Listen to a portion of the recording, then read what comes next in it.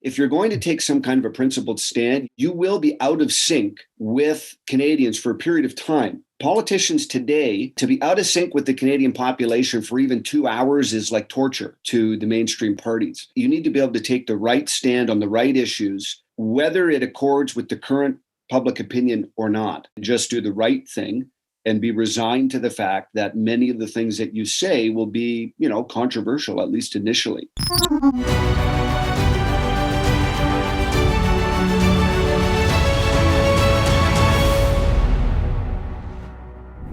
Hello and welcome to Freedom Feature at First Freedoms Foundation. I'm Barry Bussey.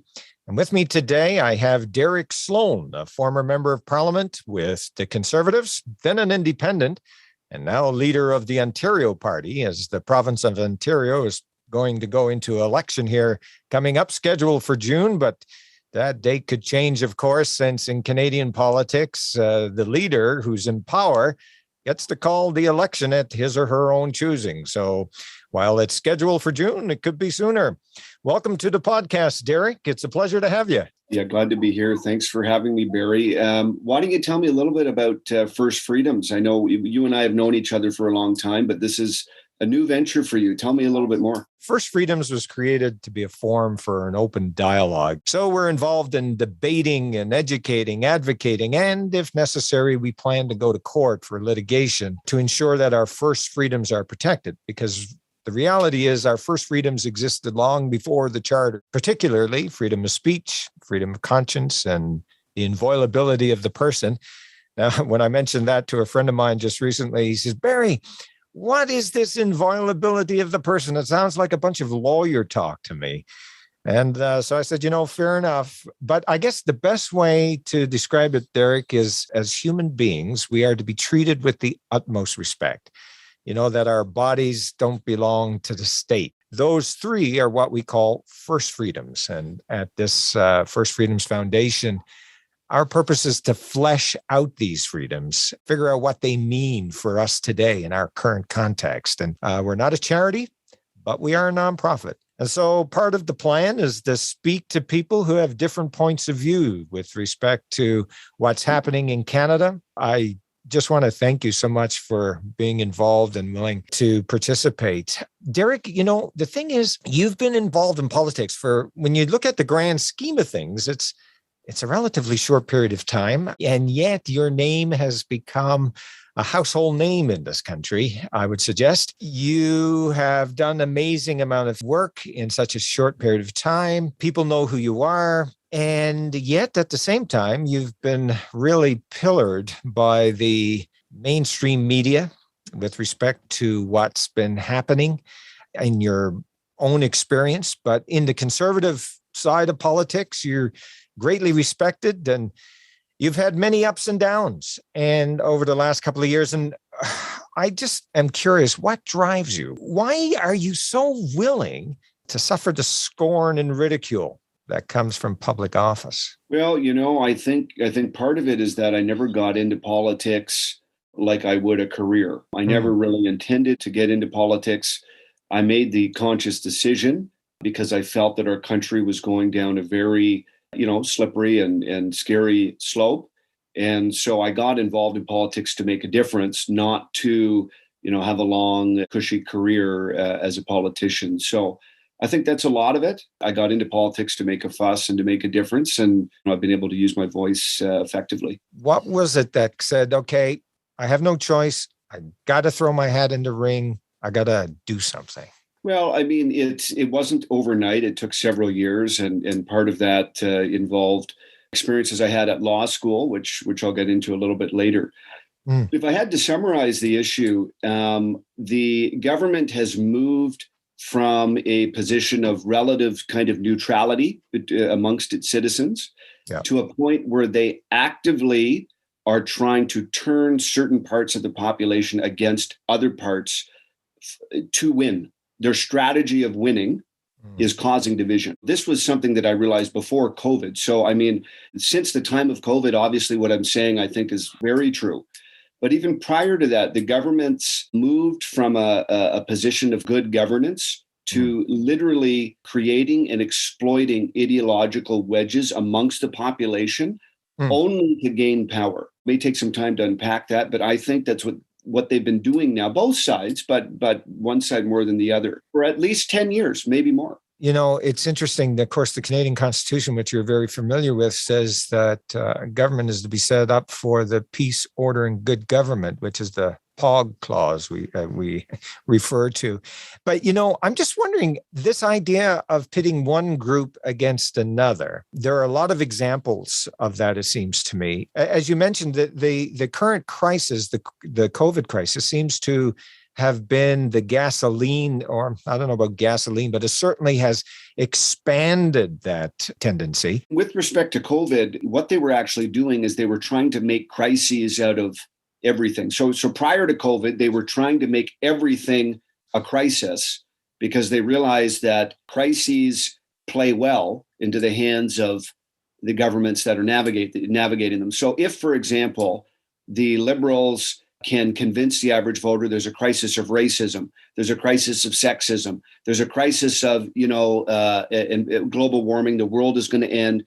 If they can convince the electorate of that, and then they can also convince them that they have the solutions to that, that's winning currency in politics. And the thing with COVID is that this is an actual crisis. Okay. Now, we could argue, I mean, obviously, I'm at the forefront of saying that COVID has been used and has been magnified and has been misused in many ways and inflated. But it's really more of a crisis than some of these sort of existential and psychological crises that the Liberals were basically trying to foment before. So they were practicing, and then a real crisis, so to speak, with the caveats that I've mentioned, came, and they were able to use it to phenomenal effect. I mean, how successful has the Liberals been with respect to that? Well, I would say very successful. It's difficult to quantify. If we look at the proportion of their communication that deals with social justice warrior type themes, it's a significant proportion of what they're doing and what they have been doing. So at least from their perspective, and they have obviously, they put a lot of money into the right analysts and that type of thing. They believe it's paying off for them very well. I think it is paying off for them to a certain degree, but at the on the other hand too, I think they're painting themselves into a corner that they won't be able to get out of. And there's a lot. Well, I think, if there's one thing that I think holds true is that the Liberals are less liked than ever before, but people just don't really trust any other option. So the last two elections, no one has really been a big fan of Justin Trudeau, but there have been a lot of people that don't really like or know or trust anybody. And so they voted Liberal by default. But I do feel if they had another option that was compelling and, earned their trust, they would vote for that option quickly. Let's have a quick look at that concept of trust for a minute. What is it that would build trust of the populace with respect to politicians? Part of the blame in what's gone on in politics actually does rest on the Canadian populace. And I say that as being, a proud Canadian that loves Canadians. Of course, it's the politicians' fault for playing lowest common denominator politics. Yeah. But it's also, the citizens' fault for buying it. Part of the reason that people use this sort of, attack brand politics is because it's very easy. The truth is often nuanced, and nuance takes time. Right. And, in our culture, you need to have, a quick little, sentence that goes in your commercial, or you need to have a quick little, barb that communicates something politically. People don't read things. They look at things for a few seconds. So you need to be able to get your point across quickly, which any kind of real discussion on any of these issues requires more than that. So that's why they're doing it, but the people are buying it. And that leads me to what I was going to say next, which is, frankly, the reason why being a politician is challenging is that you can never expect to be at the cusp of whatever the thought pattern is in the Canadian populace without sort of wavering to and fro. If you're going to take some kind of a principled stand, you will be out of sync with, Canadians for a period of time. And politicians today, to be out of sync with the Canadian population for even 2 hours is like torture to the mainstream parties. To be able to actually build trust, you need to be able to take the right stand on the right issues, whether it accords with the current public opinion or not. Now, the thing is that times will change, and eventually people will be like, you know what, they've been saying that for a long time, and they're actually right. But no one's willing to take that risk.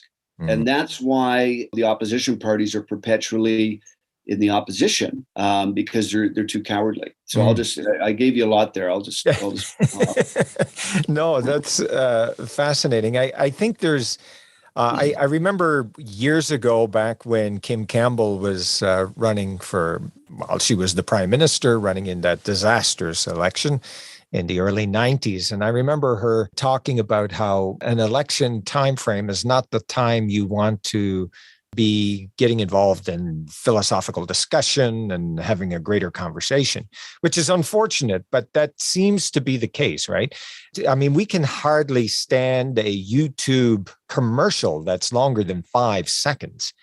If that commercial does not catch me in 5 seconds, I just skip it. Right? I mean, that's kind of where we're at. In fact, I could even do it in 2 seconds.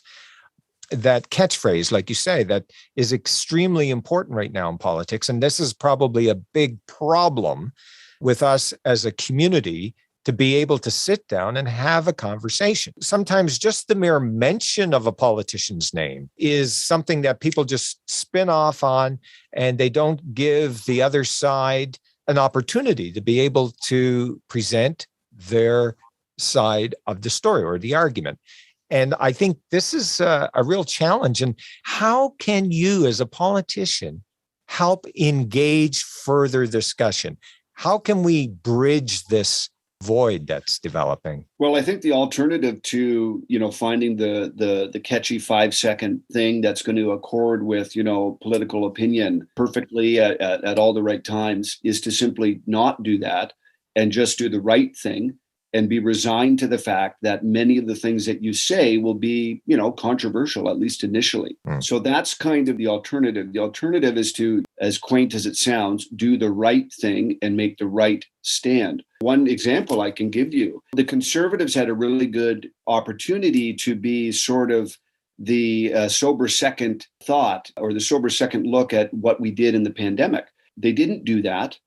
But now they're starting to do some things. For example, Aaron O'Toole wrote an op-ed a week ago, basically saying we shouldn't use lockdowns anymore. Anybody who's been upset at the overuse of lockdowns, whatever Aaron O'Toole did or didn't write last week, it's not going to change their opinion of him. If you write about things like that, when the opinion is already starting to change, or when people are already getting sick of it, regardless of what he wrote last week, anybody who's been frustrated by the lockdowns, I don't think trusts him any more than Trudeau, even though he wrote that last week. So you have to be early and you have to be brave. Instead of just simply putting your finger out to see which way the wind is blowing, come to a principled position, hold to it, and eventually the public will see the wisdom of it. Yeah, that's pretty much exactly what I'm saying. Now, there may be times where you're just plain wrong and you need to, apologize and change course. But again, like you say, politicians really are spending most of their time calculating what way the wind is blowing. They do,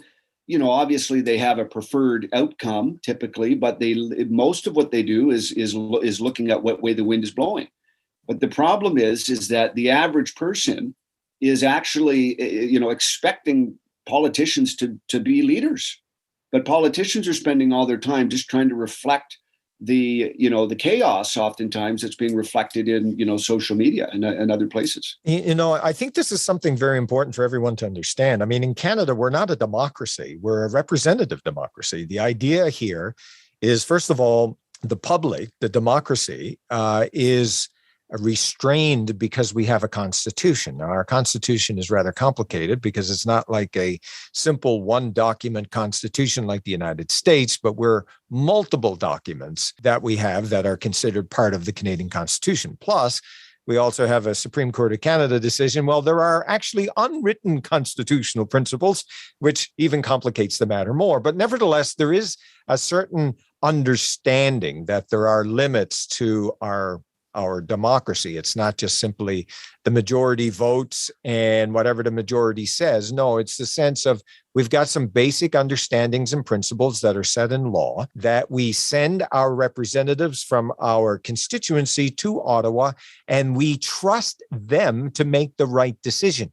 But it seems to me, and I think this is something that has come pretty much as a result of the 1982 Charter of Rights and Freedoms, there is this sense that politicians now are not willing to go out on a limb and hold true to a principle that has served our country well. But okay, let's see what the population says, or what seems to be more and more now, the idea, let's see what the court says. So it's almost like they've abdicated their responsibility in being that representative. No one really wants to take responsibility for anything. No one wants to be wrong. So, there is an incentive for a governing party or government to push whatever the decision is off onto somebody else, whether it be the courts or some other force. What really bothers me is what I call, and is referred to in the literature as, the othering. And we saw this recently with the Prime Minister, for example. He refers to the people who are not vaccinated as racists. They are anti-science, they're misogynists. And then he asks the question that really is kind of like gives me a chill in the bones. He asks whether we should tolerate these people. I just can't believe that we've got this the use of these people as if there's some, strange aliens who are seen as a threat. It seems that neither side in this whole debate, whether you're vaccinated or unvaccinated, people can't comprehend each other. We need to somehow be able to deal with this dehumanizing, is what I would have to say. I mean, this is dehumanizing, referring to them as these people. Should we tolerate them? I mean, how can politicians bring down this rhetoric that is so corrosive, I think, in the long term? Yeah, well, it's galling. It shocks the conscience that the Prime Minister would stoop to that level to refer to a substantial portion of the Canadian population. It's troubling. I mean, I would think that he knows what he's doing. Whether he does or doesn't know what he's doing, it's no less galling and troubling. It is interesting to me that, we live in a time where there's many, many, many people who are left-leaning types and well-educated, and they feel that they're very well, they're very historically informed about all manner of, oppression and government overreach and discrimination. And yet they're completely ignoring, like you said, an active, quick road of dehumanization, in this country. And they don't seem to see it. So, yeah, I mean, it's tremendously problematic. I mean, it's very similar to things that have happened in other countries leading up to purges and genocides and other violent things. Yeah. So, yeah, it's very troubling. We are fooling ourselves if we think that such horrendous activities, horrendous experiences in the past could not happen in our own country. And I think that's one of the lessons we hope we would have learned from the experience of the 20th century with all of the absolutely outrageous activities that went on there. But even, in the late 20th century in Rwanda, people being referred to as cockroaches, those kinds of, and by politicians. I mean, there's like these kinds of things that are very, very troubling, I think, for us as a society. The unvaccinated, what are they doing? They're not really doing anything. They're living their life to a lesser degree than vaccinated people in nearly every part of the country. They're not allowed to fly. They're not allowed to travel on trains and things like this. They're being fired from many jobs, not allowed to go to university. They're not allowed to, go to restaurants and things like this in many places. So the question is, well, okay, so what more are you asking that Canadians do to the unvaccinated? Treat them nastily. I mean, you're right. It has a rhetorical sort of question to it that is troubling, because it's kind of like, okay, what more do we do? I mean, it's open-ended in a way which is very troubling. And, again, harkens back to things that have happened in the past. I had a group of young people over at my house some weeks ago, and they were really struggling because they were unenrolled from the universities, because of their vaccine status. And one of the girls in our discussion, she was saying, how is it that it's the unvaccinated's fault? I mean, I'm not allowed to go out. I stay home. I don't even go for groceries. And then it's my fault that, we have this ongoing pandemic. And I think, I mean, I would hope that people would see this. I would hope that people would look at this. And maybe perhaps afterwards, I'm wondering if after this pandemic is over and we get to analyze the data and to be able to see, okay, what exactly happened and how is it that we would say, okay, at this particular time, we had the unvaccinated that were stuffing the hospitals or filling the hospitals. Was that the case or what, and the media has been entirely negligent in terms of giving the right picture to people, because the average person, yes, they do think everything is the unvaccinated's fault. But when you look at even uncontroversial things that are agreed to be true by the scientific powers that be, even using those facts, the narrative falls apart. The average person doesn't realize that both vaccinated and unvaccinated can get and pass COVID. There's no evidence or any broad-based evidence that suggests that getting vaccinated prevents you from passing it on. And that's the whole. I mean, if we're talking about filling up ICUs or being a danger to others, this has to do with whether or not you can pass it on, right? I mean, the rationale for a vaccine passport is you might be able to pass it on.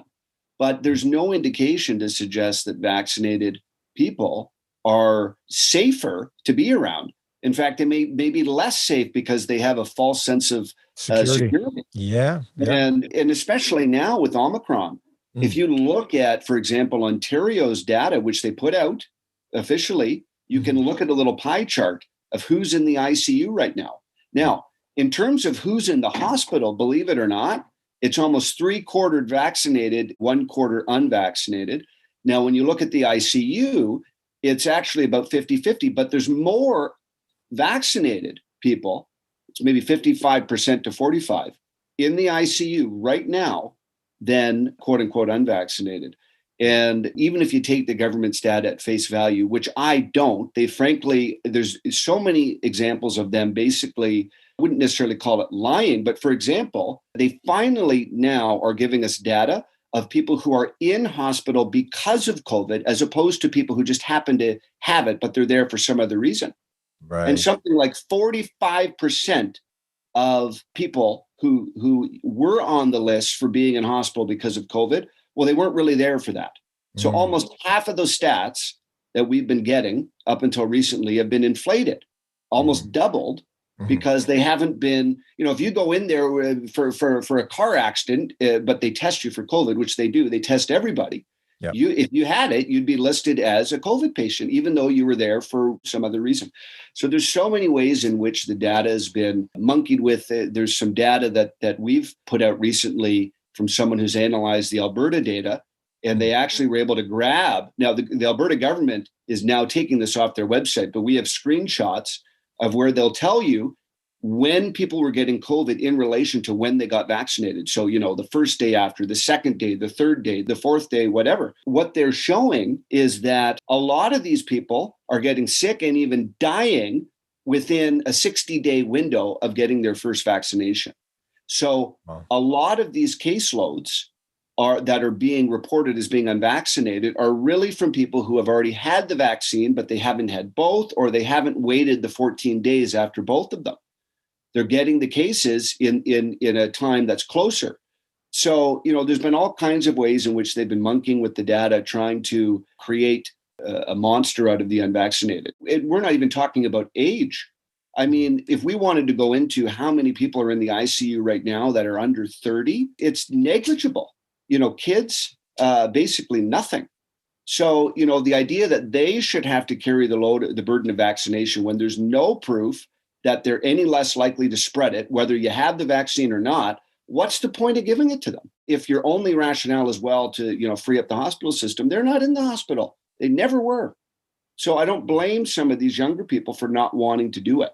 So, I mean, even now the vaccinated are statistically more likely, if you believe the data, to be in the ICU. But again, if 55% are vaccinated, if 75% are vaccinated, if we're talking about hospital stay generally, like, do we really have the right to call for unvaccinated to be strung up on a tree? And the hospitals are overflowing for structural reasons and incompetence that have been the result of decades of mismanagement. So there's many things at play here. Yeah, and of course, even now, I'm looking at the reality that we have a lot of the nurses, medical personnel who have been dismissed because they have not been vaccinated have now exacerbated the situation as well. That strikes me as a big concern, certainly going forward. Yeah, there's that. There's the ridiculous rule now that truckers have to be vaccinated to come into Canada, as if they're super spreaders by themselves in their cabin. Now we'll see what kind of a supply shortage we're going to see at our supermarkets and other places. I mean, it's just absurd what Trudeau is doing without any real evidence and without anyone calling his bluff in the media. As we look at this going forward, and I think the long-term effect of our experience going through this entire pandemic strikes me that we're going to have a lot of repercussions.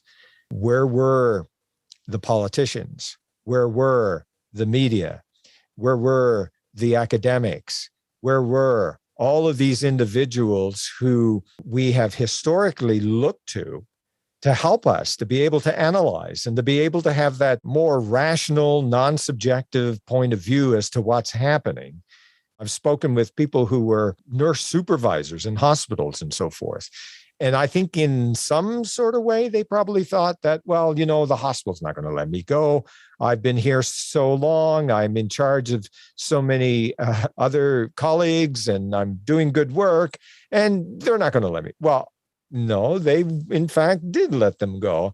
And so when those kinds of things happen, there's been a chilling effect. And so a lot of people are not willing to stake their life. I mean, they got mortgages, there's a lot on them to be able to say, okay, am I really going to jump out on this? Even though, like, how many times have I heard people say to me, well, my doctor told me just in confidence that he wouldn't recommend me taking the vaccine, but he can't say anything because of his own professional concern of losing his license and so forth. And I mean, that is the kind of stuff you would hear in Soviet Russia, not in Canada, one would have thought. And yet here we are. Yeah, no, it's stunning. And really, I mean, yeah, there's a lot of blame to be laid on many people, but really the politicians really deserve a lot of blame here because they can't be fired, at least not until the next election. They can say whatever they want, basically can't be muzzled if they really want to say something. And they haven't asked the questions. Yeah, I remember hearing a story about a woman that rose quickly in the ranks under Muammar Gaddafi back in Libya when he first came to power. Right. And there was some kind of spectacle early on where some enemies of the regime were being hung. And this one woman ran up to the gallows and held on to one person that was being hung and pulled them down to kind of show her approval and to kind of hasten the demise of this person. This sort of spectacle was noted by Gaddafi, and this woman became very important in his regime. And I forget what exactly all she did. But, we've created a scenario now where the worst among us with the worst impulses, the most malicious, unenlightened, vengeful type of people are getting rewarded, and they're able to act out their worst sort of tyrannical fantasies, whether that be, a hospital administrator or others who are promoting some of these mandates.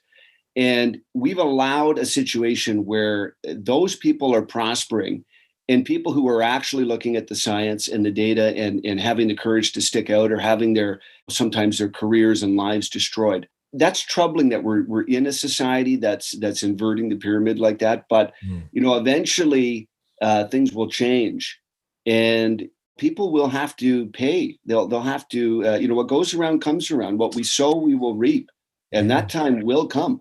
And it will be a fearful time of wiping the slate clean and people getting their just desserts. And that kind of concerns me, to be honest with you. I have thought about that because that is something we have seen repeatedly over time, where those who are the in right now are going to be the out tomorrow.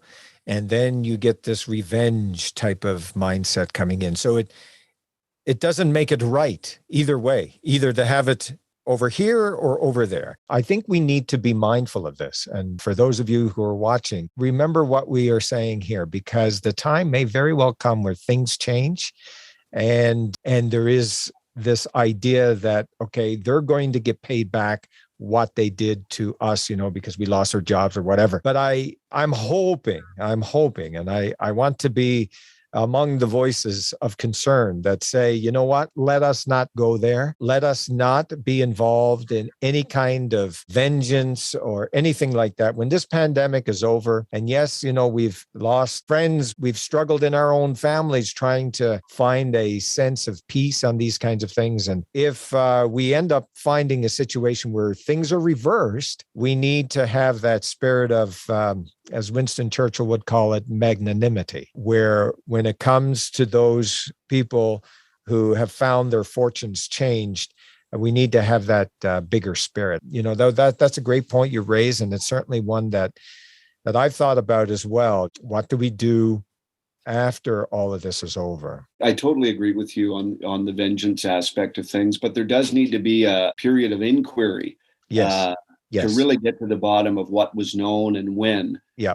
Because there are people that need to be held to account for many of the things that we've seen, and hopefully that day will come. What do we need to be doing in Canada right now to ensure that our country is a country of freedom, it's a country of civility?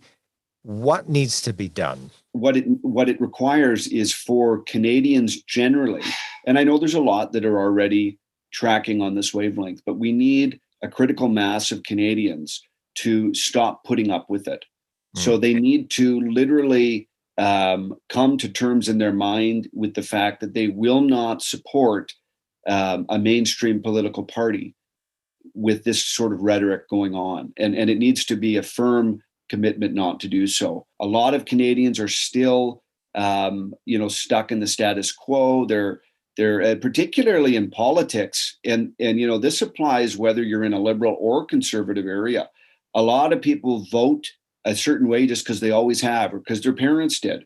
And that's frankly unacceptable. I mean, in this day and age, the most important thing you could do from a civic level, I mean, obviously there's family and spiritual realms, but from a civic level, having a basic idea of what your government is doing, at least around the time of the election, and voting in an educated way is probably the most important thing that you can do. And very few people do that on both sides. I've seen it on both sides. It's interesting that in Newfoundland, even now, you'll find that people will vote in accordance with how their family has voted for generations. And it's still a reality. And I remember when I was in political science at Memorial University studying about this, and I was just absolutely amazed. And then I looked around at my own family and I saw, that's exactly what we do. I mean, we vote in accordance with how the family votes. And that has changed with me as a result of that political science class. I have a rough time voting for a party other than the one that I was raised. And sometimes I've found myself not voting at all because I can't vote for either. And that has been my experience from time to time.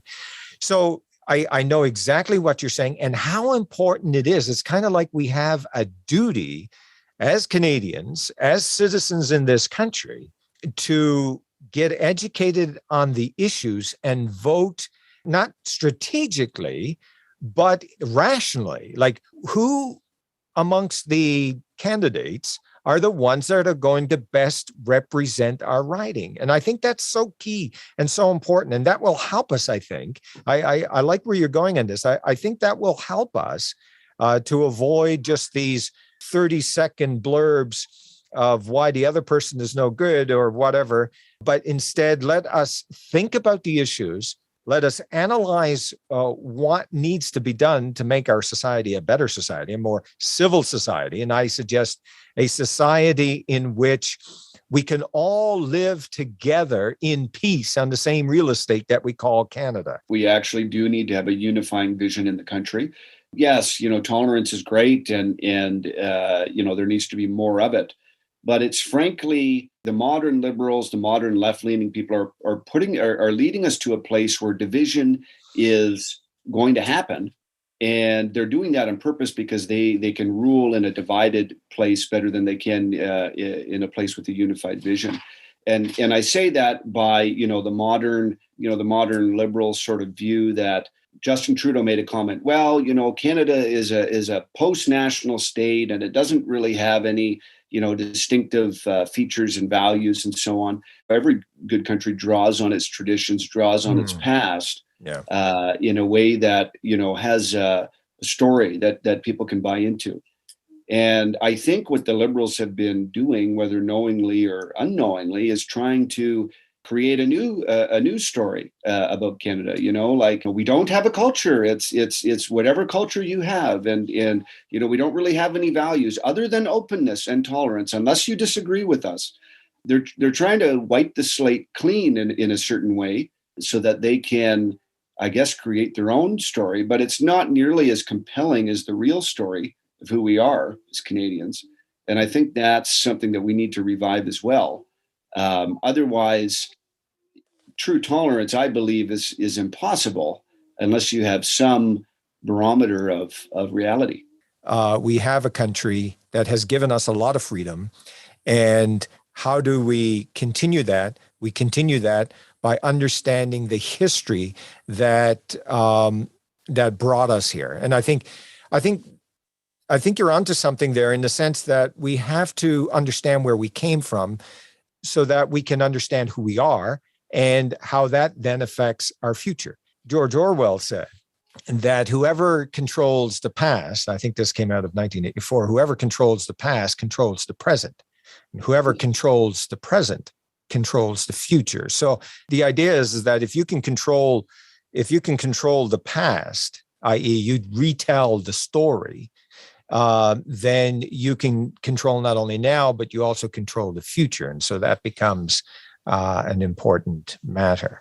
If we can understand who we are, like as in, who I am, my experience, where I came from, my understanding of growing up in Newfoundland with all of the traditions and culture that it has given me, I'm then able to juxtapose that with the experiences that I've had since moving up to Ontario. And so I have a frame of reference. Whereas what I hear you saying is that there's a movement afoot that's taking away our frame of reference. And so as a result, we are not able to say, how does my background, i.e. Canadian, and our experience, how does that educate us and how we relate to the many different cultures and groups that are coming into Canada, which, it's great. It's important. We need to do that. But if we're going to lose our own story, then we lose in many ways ourselves. And I think in some ways there is an admission to that, in the sense that we recognize the importance of First Nations people to understand their own story, so that they then are able to also better comprehend the rest of Canada. We too then, from our perspective, those who are not members of the First Nations, are able to understand them, listen to their story, they listen to ours, and let us, work together and resolve the various issues that we have to face. I think you hit the nail on the head when you were talking about sort of the simplification that's being done. Mm-hmm. And the problem is that not only is history being oversimplified, it's being politicized. Mm-hmm. a modern political interpretation is being placed over the pages of the past, right, in such a way as to advantage the current political machinery. I mean, it's bizarre. There's all kinds of things we could criticize about all different kinds of former leaders. Mm-hmm. But the current setup tries to demonize, it tries to write the pages of the past in such a way that it demonizes even their modern day enemies. Mm-hmm. And it's frightening again to see revisionism being used as a political tool. I mean, that's what they did in 1984. Now they did it a lot worse. Yeah. But if it's being done at all, that's frightening. Yeah, because then it's not the truth. It's literally a means to power, and we are seeing that. It's not. I actually just finished reading 1984 again. I read Animal Farm in high school, I believe, but I hadn't read 1984 in quite some time. And the lead character's role is actually changing the news. So his name is Winston Smith. Right. And his job is, when things change, as they often do, first they're fighting Eurasia, and then the next week they're fighting East Asia or whatever. I forget the other. Yeah, no, that's it. And so they have to go back and change all those references, because once you're at war with Eurasia, you were always at war with Eurasia, and yes. And even though you were really their friend the week before. Yeah. So that was his job. We're seeing historical revisionism in the political dialogue that we're seeing. Right. And, it's frightening. I mean, we have a great past, but it's being sort of summarized in very quick and easy ways that have political repercussions now. Right. Like it's being summarized in such a way as to give, the liberals or whoever is in power now a political advantage. And that's frightening. That is frightening. And when we put our emphasis totally on power, as identity politics does, then it becomes a matter of cynicism. Everything is cynical. Everything is based on, this is just simply your spin so that you can get power, rather than looking at the truth of the matter. And I think that's excellent points. The fact that you raised that, I think, is how the liberals basically rationalize what they're doing. Well, we just have to win by any means necessary because we will do the best for, disadvantaged groups and things like this.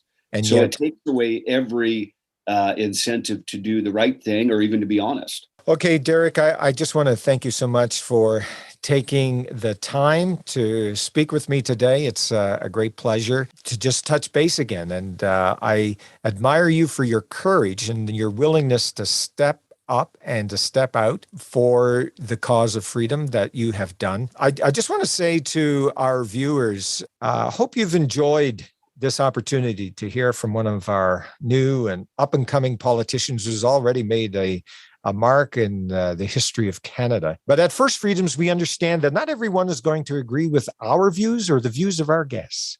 And that's okay. We are here to enter into meaningful dialogue to discuss issues that few people are willing to discuss. And so I encourage you to look through our website, as we will be adding more material each week. And please sign up for our mailing list. And we can only exist with your financial support. And so until next time, I'm Barry Bussey, and thank you for listening to Freedom Feature.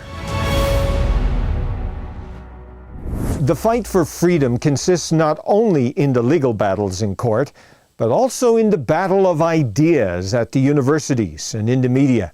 It takes time, effort, and money to keep on top of the debates for freedom. Your donation allows us to keep fighting for all Canadians at firstfreedoms.ca.